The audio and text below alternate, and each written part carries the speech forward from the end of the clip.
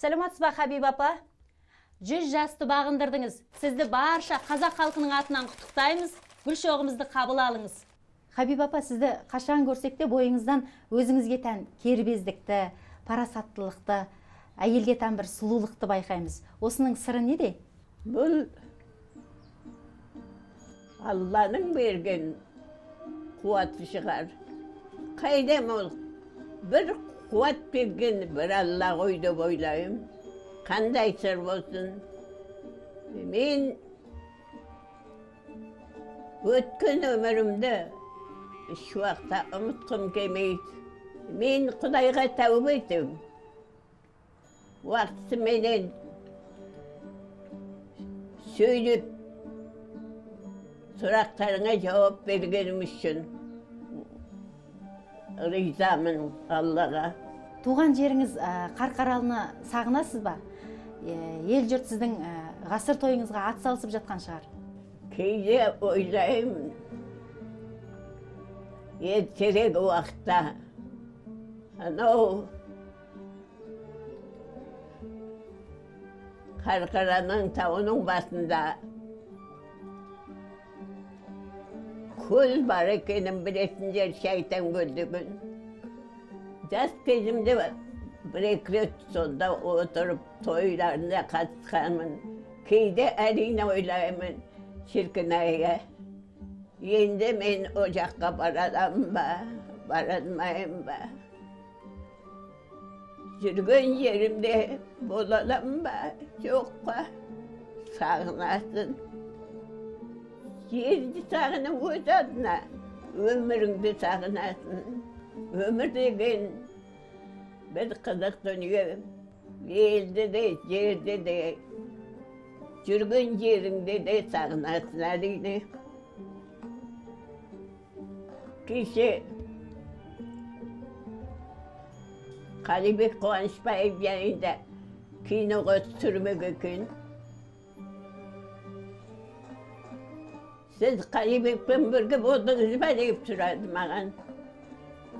Иә, болдым. Абай спектаклінде Х.Елебек Абайдың рөлін ойнады. Мен Жанбикенің рөлін ойнадым. Дедім, ол оңай емес. Ол жастық уақытым ғана. Сіз 1935 жылы Х.Елебек Қуанышбаевтың отбасына келін болып түскенсіз. Сол шаңырақтан алған тәлім тәрбиеңізді өмір мектебі деп айта аласыз ба? Иә. Х.Елебекпен атақты жазушы Әуезов ол уақытта жас кезі ғой. Х.Елебек Әуезовке ол дос болатын. Бірінің үйіне бір қонаққа барып жүретін. Жүсіпбек болса, менің жолдасым, олардан гөрі жастау. Олардың көмекші болып жүгіріп жүретін көбінекей. Бұл үшеуі айырылмайтын еді. Ал Х.Елебектің үйінің әйелі, қызы, бәрі біздің бір үлкен шаңырағымыз болатын еді. Сол өмір еске түспей қоймайды екен балалар. Бірақ Құдайға тәубе ететінім. Міне жасым 100-ге келейін деп отыр. 100-ге келген жас оңай емес. Міне өздеріңде келіп отырсыздар менен. Енді соның барлығына жауап беру маған Құдайға шүкір тәубе еттім.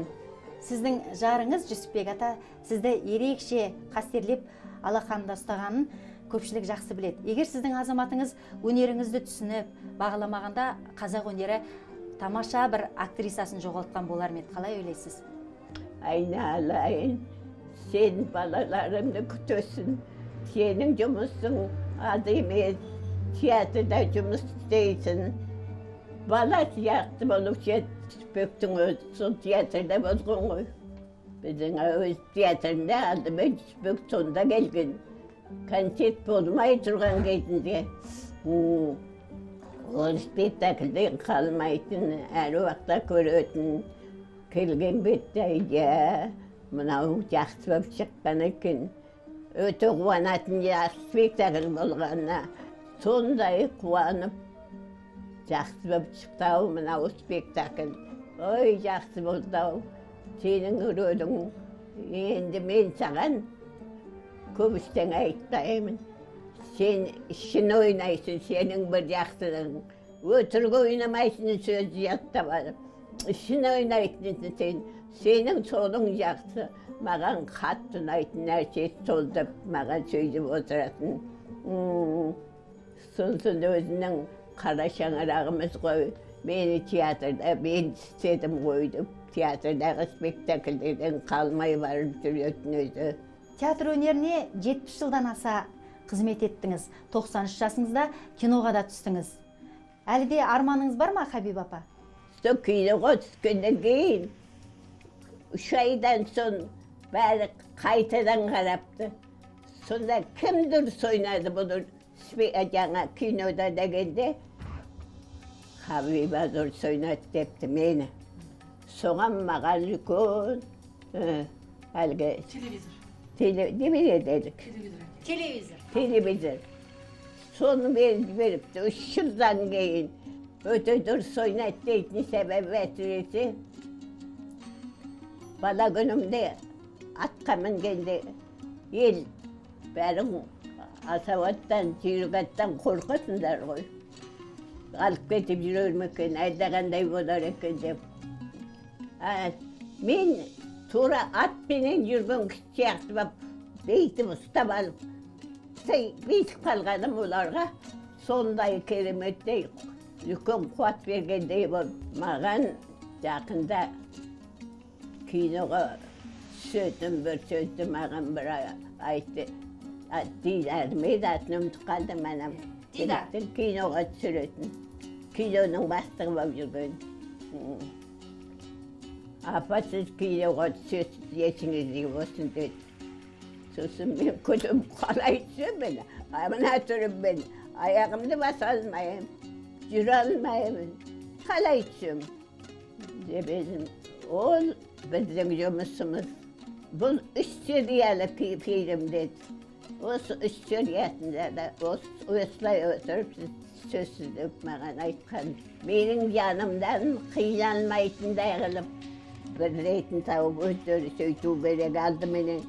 Соған мен нағыз сұраған келгенде мен де кіріп кетем ғой. Содан негізгі сіздің жолыңыз сол кино болып шығып отырады деп сөйтейін. Мағжан ақынның шығармашылығын ерекше құрметтеп пір тұтқан өнер иесі кемдегем. Өзіңіз Мағжанның өлеңдерін әлі күнге дейін жатқа оқисыз. Көпшілікке бір өлең оқып бере аласыз ба? Махаббат бір тікенек жүрекке келіп қадалар. Бақытсыз ғой ол жүрек тамшылап одан қанағар. Егер жара жазылар, бал тілінен сүйсе жар, сүймесе жарды дариға, өлер жүрек қансырар. Махаббат бір тәтті ішер жүрек болар мас, дүниедегі мен шу мас жүректі ояттас.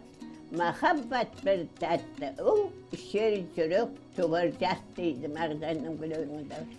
Хабиб апа, енді көпшілікке айтар тілегіңіз, батаңыз болса тыңдауға дайынбыз. Менің қара шаңырағым сияқты театр. 17 жасымда театрға кіргенмін. Қара шаңырағым ол.